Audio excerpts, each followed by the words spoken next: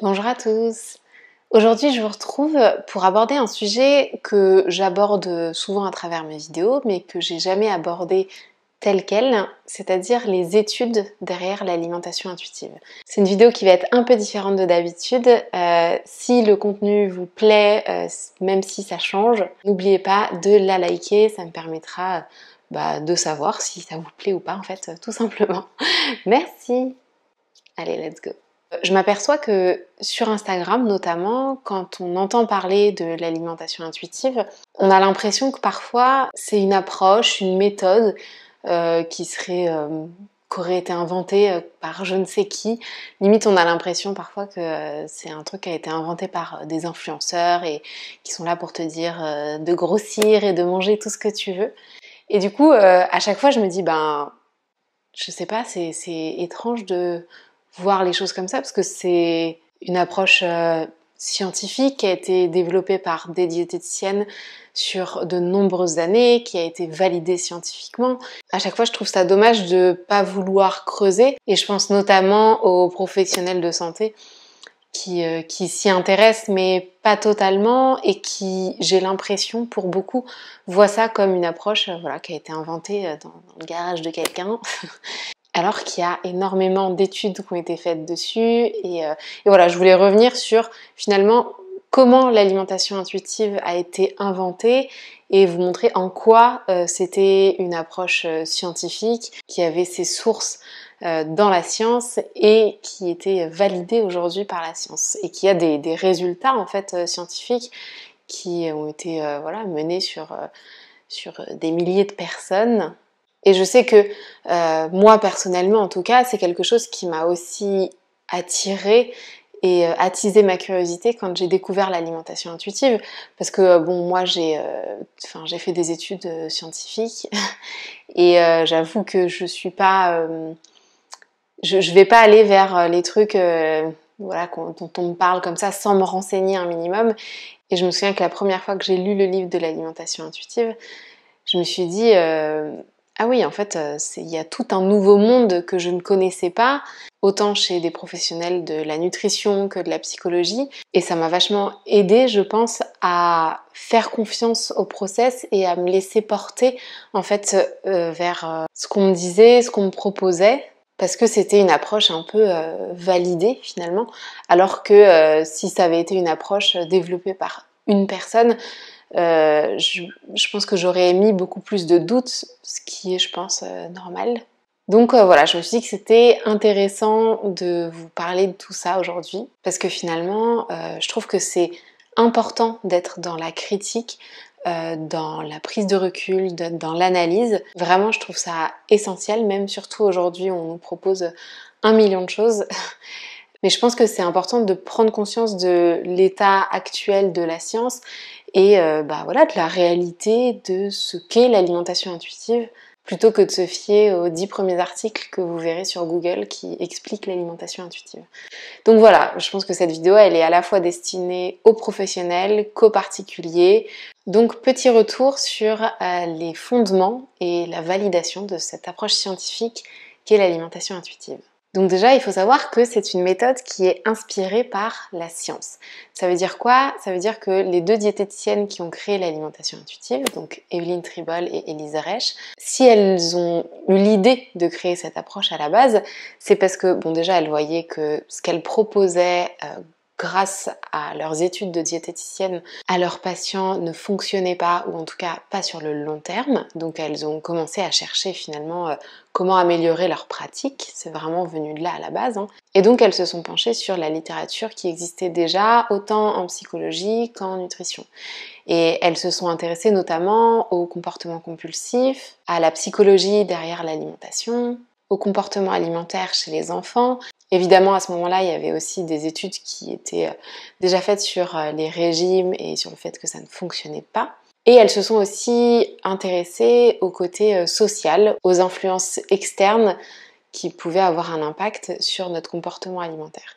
Donc en fait, il y avait déjà à cette époque-là, donc ça remonte aux années 90, il y avait déjà à cette époque-là des études qui existaient sur tous ces sujets-là. Et donc elles s'y sont intéressées. Elles ont vu des choses qui allaient complètement à l'opposé de ce qu'elles proposaient finalement. Et même si elles étaient intriguées, elles étaient à la fois sceptiques parce que justement ça allait à l'encontre de tout ce qu'elles avaient appris. Donc forcément en tant que professionnelle c'est un peu compliqué de remettre en cause tout ce que tu as appris. Et elles disent d'ailleurs dans leur livre au tout début que c'était une remise en question pas du tout évidente mais essentielle si elles voulaient améliorer leur pratique et proposer des choses qui fonctionnent à leurs patientes. Donc voilà, première chose, l'alimentation intuitive, ça a vraiment été une approche qui a été inspirée par la science déjà existante.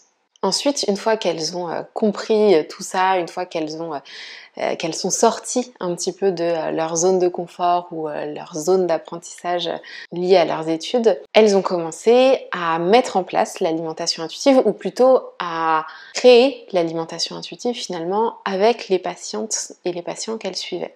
Donc en fonction des résultats qu'elles avaient compris, qu'elles voulaient tester et la réalité de ce que vivaient leurs patients, elles ont mis en place une méthode clinique, donc en collaboration finalement avec leurs patients. Et en fait, ce genre de méthode, c'est une méthode scientifique, parce qu'on peut avoir l'impression que c'est juste, elles ont fait des tests, c'est vite fait et c'est tout. Alors qu'au contraire, ce genre d'expérimentation a tout d'une méthode scientifique, étant donné qu'on va beaucoup plus profondément dans le suivi de personnes, d'individus, dans toute leur complexité, et donc ça permet de mettre en place des choses sur la réalité de ce que vivent les gens et sur du plus long terme. Avec du coup des personnes qui vont pouvoir communiquer sur des vécus, des situations réelles et du coup permettre d'orienter les réflexions de manière directe et super pertinente quand on est capable de se rendre compte qu'en fait il y a peut-être des choses auxquelles on n'aurait pas du tout pensé par exemple et qui revient systématiquement auprès de plusieurs patients. Et en tout cas, l'analyse des résultats va se faire de manière beaucoup plus approfondie et qualitative quand on a ce genre de suivi. Donc ça, c'était la deuxième partie.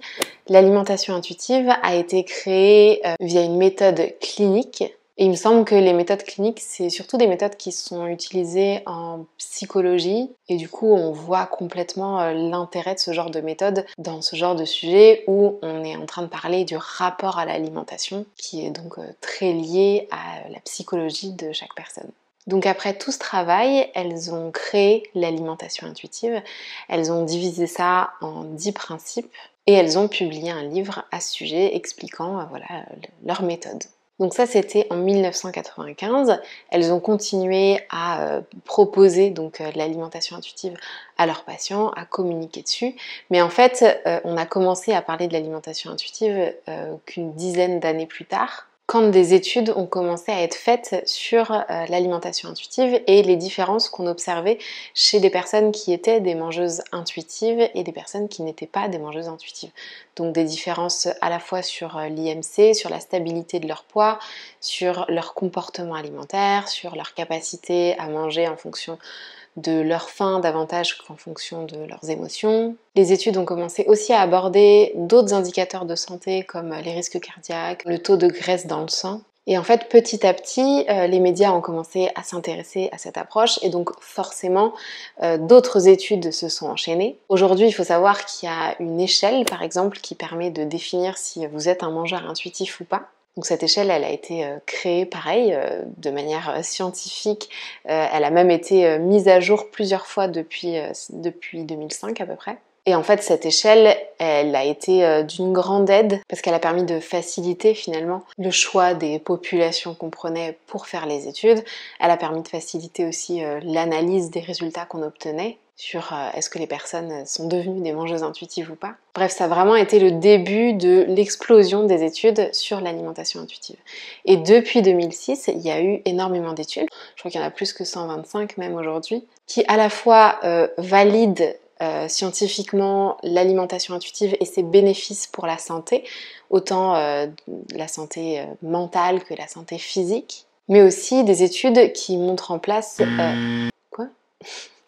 mais aussi des études qui mettent en avant l'efficacité de l'alimentation intuitive chez des personnes par exemple qui sont atteintes de troubles alimentaires ou qui ont une relation compliquée avec la nourriture. et qui montre que finalement les personnes qui mettent en place une alimentation intuitive ont un IMC plus faible et un poids plus stable à travers le temps. Et on a pu constater une amélioration globale d'indicateurs de santé physique et mentaux des personnes suivies dans les études. D'ailleurs, n'hésitez pas à rechercher sur internet les études scientifiques sur l'alimentation intuitive. Il y en a plein. Il y en a qui sont accessibles gratuitement, il y en a qui ne sont pas accessibles gratuitement, où vous pouvez juste lire l'abstract, mais déjà ça vous donnera une idée. Mais il y a aussi plein d'études qui sont disponibles gratuitement, donc voilà, n'hésitez pas à vous faire votre propre idée de tout ce que je suis en train de vous dire finalement. Et d'ailleurs, depuis quelques années, on commence à voir émerger des reviews, donc des études qui prennent toutes les études qui ont été faites avant sur l'alimentation intuitive et qui font une petite compilation des résultats qu'on a pu trouver, qui analysent la pertinence de chaque étude, qui observent les résultats, qui les comparent entre elles et qui font donc une analyse des analyses précédemment faites. Donc ces revues-là, elles sont super riches, elles sont super pertinentes et enrichissantes parce que déjà ça vous permet, si vous avez la flemme, de ne pas aller lire toutes les études qui ont été faites avant, mais surtout ça vous permet d'avoir une vision globale de quels résultats ont été démontrés avant et quels résultats ressortent plus ou moins. Je vais vous mettre le détail d'une des revues qui a été faite par exemple en 2014.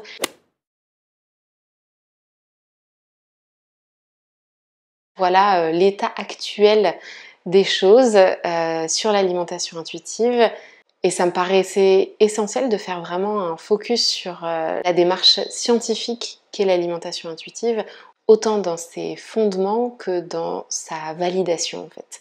Et je pense que encore une fois, c'est vraiment essentiel de se renseigner sur tout ça parce que moi, comme je dis à chaque fois, je suis là pour convaincre absolument personne.